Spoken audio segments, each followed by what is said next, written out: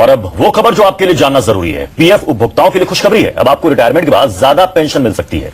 Subscribers अब PF amount का एक हिस्सा पेंशन स्कीम में अपनी मर्जी के हिसाब से दे सकेंगे। कर्मचारी भविष्य निधि संगठन यानी ईपीएफओ के सब्सक्राइबर्स को जल्दी पेंशन स्कीम में ज्यादा फायदा मिलेगा। नमस्कार सभी पेंशन धारकों का स्वागत है एक बार फिर से हमारी इस YouTube चैनल पे। दोस्तों, पेंशन धारकों के लिए इस समय की दो महत्वपूर्ण अपडेट, पेंशन को लेकर दो महत्वपूर्ण खबरें निकलकर सामने आ चुकी है, जो कि सभी पेंशन धारकों के लिए काफी राहत भरी खबरें हो सकती हैं। पेंशन धारकों को इससे काफी सारी यहाँ पर जो है खुशखबरियां देखने को मिल सकती हैं, क्योंकि दोस्तों यहाँ पर जो पेंशन धारकों की मांग थी वो लगातार 7 से 8 सालों से हो रही थी, और इसी बीच यहाँ पर सरकार अब पेंशन को लेकर बड़ी बदलाव करने जा रही है। साथ ही आप सभी की पेंशन को लेकर बड़े ऐलान आप सभी के लिए होने जा रहे हैं। तो आखिर कौन कौन से बड़े ऐलान किए जाएंगे, और पेंशन पर आज की दो मुख्य खबरों की बात करें तो दोस्तों, पहली और बड़ी खबर निकल कर आ रही है कि पेंशन में हुआ है बड़ा बदलाव। कर्मचारियों को पुरानी पेंशन योजना की तरह अब लाभ दिया जाएगा। तो इसमें हम बात करेंगे कि आखिर ओपीएस की तरह कर्मचारियों को लाभ किस तरीके से मिलेगा।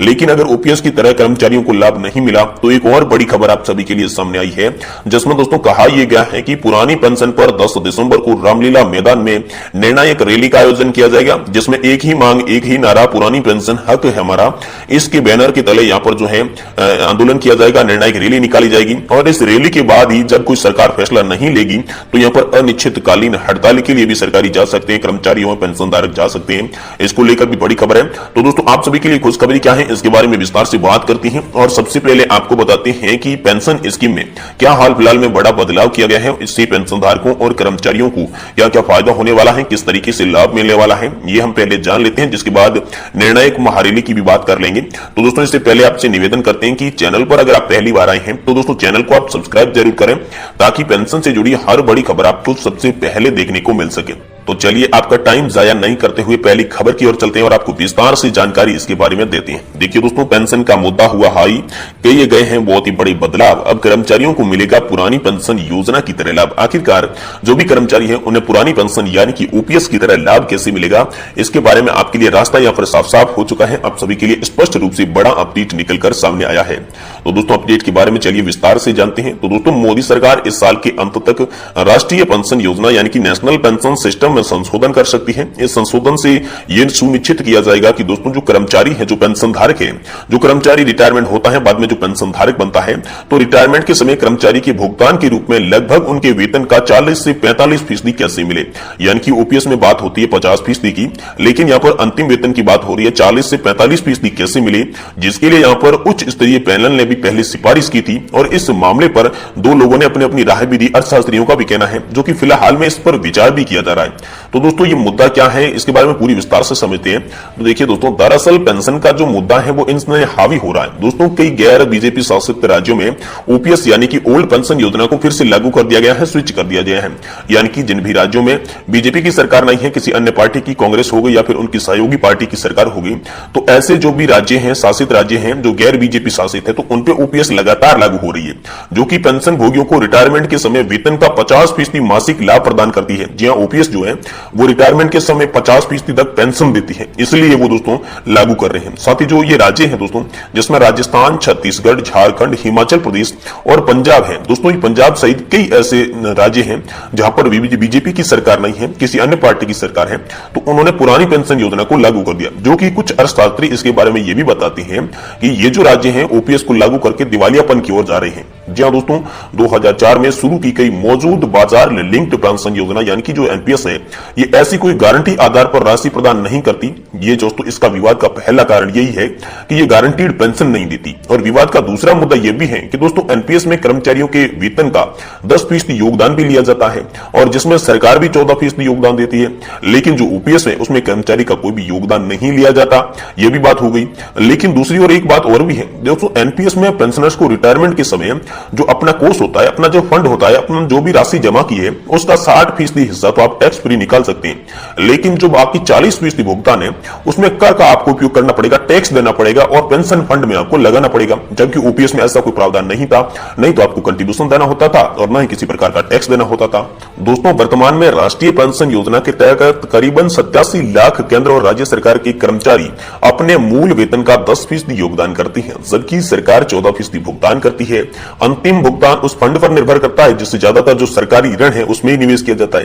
तो दोस्तों आखिर इसमें बदलाव क्या हो सकते हैं? तो बदलाव की बात की जाए तो दोस्तों संशोधित पेंशन योजना जो है वो बाजार से जुड़ी रहेगी, लेकिन सरकार कर्मचारियों को अंतिम वेतन का न्यूनतम 40% देने की पद्धति पर काम कर रही है, यानी कि कम से कम आपको 40% पेंशन मिलेगी। ये बड़ा बदलाव किया जा रहा है, यानी कि इसका मतलब यह है कि दोस्तों भुगतान आधारित राशि जो कम है तो सरकार पेंशन में कमी को पूरा करने के लिए यहां पर हस्तक्षेप करेगी। अगर जो पेंशन की राशि आपकी कम होगी तो सरकार उसमें पैसे ऐड करके आपको देगी, जो कि वर्तमान में हाल फिलहाल में जो कर्मचारी है उनको यहां पर 30 से 38% के बीच का जो है वो रिटर्न मिलता है, तो उसे बढ़ाकर 40% किया जाएगा। ऐसा दोस्तों आप सभी के लिए बड़ा अपडेट पहले निकलकर आ चुका है।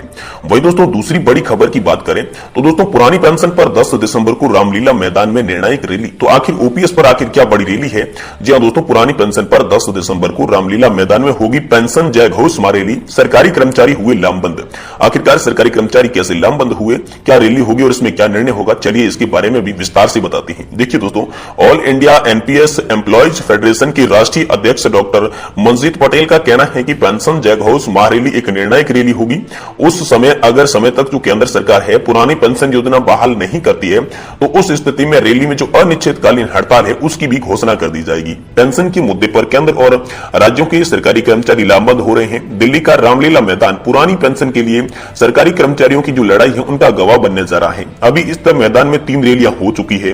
अब 10 दिसंबर को national mission for old pension scheme की भारत के बैनर के तले यहां पर जो निर्णायक पेंशन जय घोष महारैली का आयोजन भी होगा, जिसमें यहां पर जो ऑल इंडिया एम्प्लॉयज फेडरेशन के जो अध्यक्ष है वो भी कह चुके हैं कि ये जो एक घोष रैली है ये निर्णायक रैली होगी। अगर इसमें कोई भी ओपीएस पर निर्णय नहीं आया तो अनिश्चितकालीन हड़ताल भी होगी।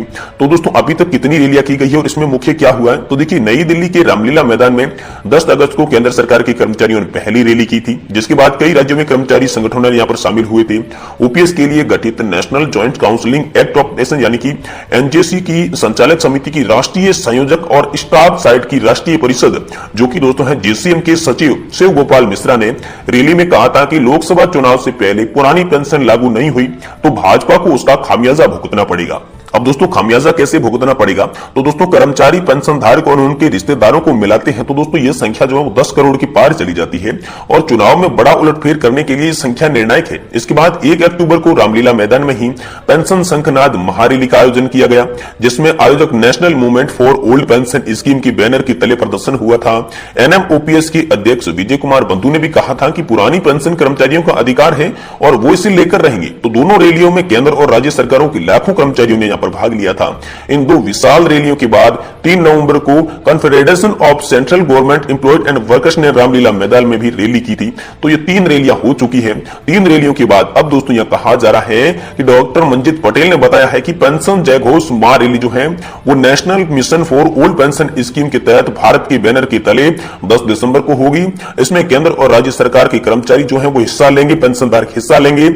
लंबे समय से इस रैली की जो तैयारियां है वो चल रही है और दोस्तों साथ ही में 10 दिसंबर को रैली में करीब 1.5 दर्जन केंद्रीय कर्मचारी संगठन, अनेक प्रदेशों के एसोसिएशन, फेडरेशन यहां पर आएंगे और साथ ही केंद्र सरकार के खिलाफ ये रैली एक अल्टीमेट है। अगर सरकार दिसंबर में ओपीएस बहाल को लेकर कोई भी पुख्ता घोषणा नहीं करती है तो जनवरी 2024 से हड़ताल शुरू होगी। केंद्र सरकार की तरफ से जुलाई में ऑल इंडिया एम्प्लॉयज फेडरेशन के सुझाव भी मांगे गए थे, साथ ही सरकार ने यहां पर लिखित में भी सुझाव मांगे, तो जिसके बाद सरकार की तरफ से कुछ भी नहीं बताया गया। तो दोस्तों स्टाफ साइड की जो राष्ट्रीय परिषद है उसके जो सचिव है शिव गोपाल मिश्रा, उनकी तरफ से सरकार को सुझाव भी दिए गए और बतौर डॉक्टर यहां पर पटेल के द्वारा भी एनपीएस में शामिल हुए प्रत्यक्ष तौर पर यहां पर बातचीत भी नहीं की गई। तो दोस्तों इन्हें देखते हुए यहां पर कर्मचारियों में काफी सारा गुस्सा है। कर्मचारी इसी गुस्से को लेकर यहां पर ओपीएस के लिए रैली करेंगे। अब देखते हैं आप सभी के लिए क्या बड़ा फैसला निकल कर आता है। ये तो दोस्तों रैली के बाद ही पता चलेगा। क्या आप सभी के लिए ओपीएस लागू होती है या फिर आपको सरकार फिर से दरकिनार करेगी, ये तो दोस्तों आने वाला वक्त ही बताएगा। लेकिन पेंशन से जुड़ी हर बड़ी खबर को जानने के लिए आप हमारे चैनल को सब्सक्राइब जरूर करें।